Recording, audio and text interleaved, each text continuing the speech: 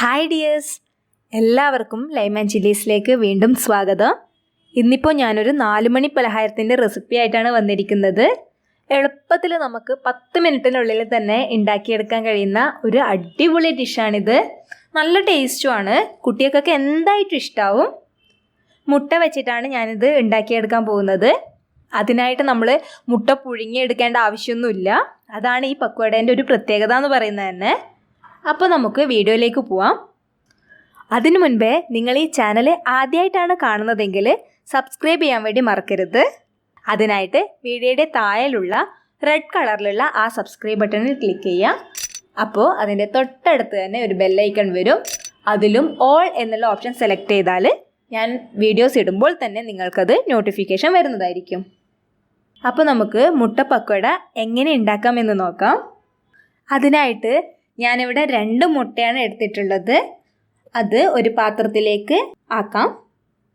ഈ മുട്ട നന്നായിട്ട് ബീറ്റ് ചെയ്തെടുക്കണം. നമുക്ക് സ്പൂൺ ഉപയോഗിച്ചിട്ടോ അല്ല ഫോർക്ക് ഉപയോഗിച്ചിട്ടോ അങ്ങനെ എന്ത് ഉപയോഗിച്ചിട്ടോ നമുക്കിത് ബീറ്റ് ചെയ്തെടുക്കാം. അപ്പോൾ ഈ മുട്ട നന്നായിട്ട് ബീറ്റ് ചെയ്ത് വെച്ചിട്ടുണ്ട് ഞാനിവിടെ. ഇനി നമുക്ക് ഇത്രയും സാധനങ്ങൾ ആവശ്യമുണ്ട്. ഞാനിപ്പോൾ ഇവിടെ ഒരു സവാള എടുത്തിട്ടുണ്ട്. അത് നേരിയതായിട്ട് ഇതുപോലെ നീളത്തിൽ മുറിച്ച് വയ്ക്കണം. നീളത്തിൽ ഇടുന്നതാണ് ഈ ഒരു പക്കോടയ്ക്ക് ടേസ്റ്റ്. പിന്നെ വേണ്ടത് പച്ചമുളകാണ്.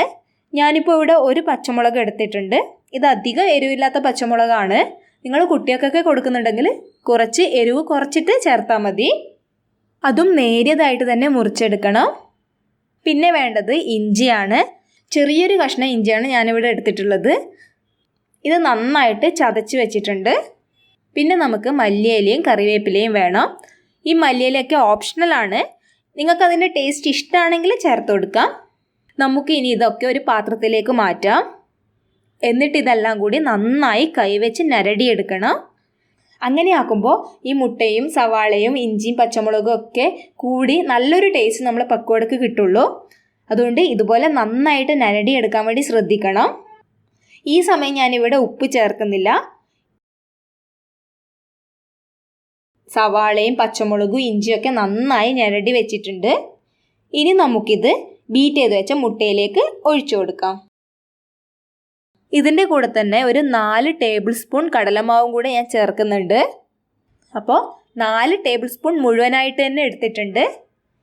പിന്നെ നമുക്ക് ഇതിലേക്ക് ആവശ്യത്തിന് ഉപ്പ് ചേർത്ത് കൊടുക്കാം. എന്നിട്ട് ഇതൊക്കെ നന്നായി മിക്സ് ചെയ്തിട്ട് എടുക്കണം. അപ്പോൾ മുട്ടയും കടലമാവും സവാളയും ഒക്കെ നന്നായി മിക്സായി വന്നിട്ടുണ്ട്.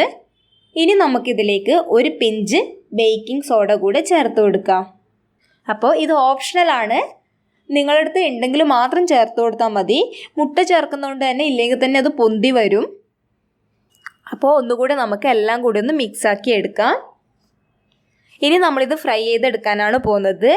അതിനായിട്ട് എണ്ണ ചൂടാവാൻ വെച്ചിട്ടുണ്ട് ഇവിടെ. എണ്ണ നല്ലോണം തിളച്ചതിന് ശേഷം മാത്രമേ നമ്മളിത് എണ്ണയിലേക്ക് ഒഴിച്ചു കൊടുക്കാൻ പാടുള്ളൂ. അപ്പോൾ എണ്ണ ഇവിടെ നമുക്ക് തിളച്ച് വന്നോന്ന് നോക്കാം. അതിനായിട്ട് കുറച്ച് മാവൊന്ന് ഇതിലേക്ക് ഉറ്റിച്ച് നോക്കുമ്പോൾ അത് നന്നായി പതഞ്ഞു വരുന്ന പോലെ ഉണ്ടാവും. അപ്പോൾ ഇവിടെ ഇത് ഓയിൽ ചൂടായി വന്നിട്ടുണ്ട്. ഇനി നമുക്ക് ഇതിലേക്ക് ഒഴിച്ചു കൊടുക്കാം. മുട്ട ചേർത്തുകൊണ്ട് തന്നെ ഈ മാവ് കുറച്ച് ലൂസായിട്ടാണുള്ളത്. അപ്പോൾ നമുക്ക് സ്പൂണ് വെച്ചിട്ട് ഓയിലിലേക്ക് ഇട്ട് കൊടുക്കുന്നതാണ് നല്ലത്. കൈ വെച്ച് ചേർക്കുമ്പോൾ അവസാനം മുട്ടയൊക്കെ അടിയിലായി നിൽക്കും. അതുകൊണ്ട് സ്പൂണ് വെച്ചിട്ട് ഇളക്കിയിട്ട് ഇത് ഓയിലിലേക്ക് കുറച്ചായി ഒഴിച്ചു കൊടുക്കാം. അപ്പോൾ ഇതിൻ്റെ ഒരു സൈഡ് കളറ് മാറി വരുന്നത് കാണുമ്പോൾ നമുക്കിത് തിരിച്ചിട്ട് കൊടുക്കാം. തിരിച്ചിട്ടതിന് ശേഷം ഒരു 1-2 മിനിറ്റ് ഫ്രൈ ചെയ്തെടുത്താൽ മതി. ഇത് പെട്ടെന്ന് തന്നെ നമുക്ക് ഫ്രൈ ആയി കിട്ടും. അപ്പോൾ ഈ സൈഡും കൂടെ ഫ്രൈ ആയി വന്നാൽ നമുക്കിത് ഓയിലിൽ നിന്നും മാറ്റാം. അപ്പോൾ ഈ ഒരു കളർ വരെയാണ് നമ്മളിത് ഫ്രൈ ചെയ്തെടുക്കേണ്ടത്. ആ സമയം കൊണ്ട് തന്നെ നമ്മുടെ പക്കവട വെന്ത് വരും. അപ്പോൾ ഈ നമ്മുടെ മുട്ട കൊണ്ടുള്ള പക്കവട ഇവിടെ റെഡിയായി വന്നിട്ടുണ്ട്. വളരെ ഈസി ആയിട്ട് കുറഞ്ഞ സമയത്തിനുള്ളിൽ നമുക്ക് കുട്ടികൾക്കൊക്കെ ഉണ്ടാക്കി കൊടുക്കാൻ പറ്റിയ ഒരു അടിപൊളി സ്നാക്സാണിത്. അപ്പോൾ എല്ലാവർക്കും വീഡിയോ ഇഷ്ടപ്പെട്ടു എന്ന് വിചാരിക്കുന്നു. ഇഷ്ടപ്പെട്ടിട്ടുണ്ടെങ്കിൽ ലൈക്ക് ചെയ്യാൻ മറക്കരുത്.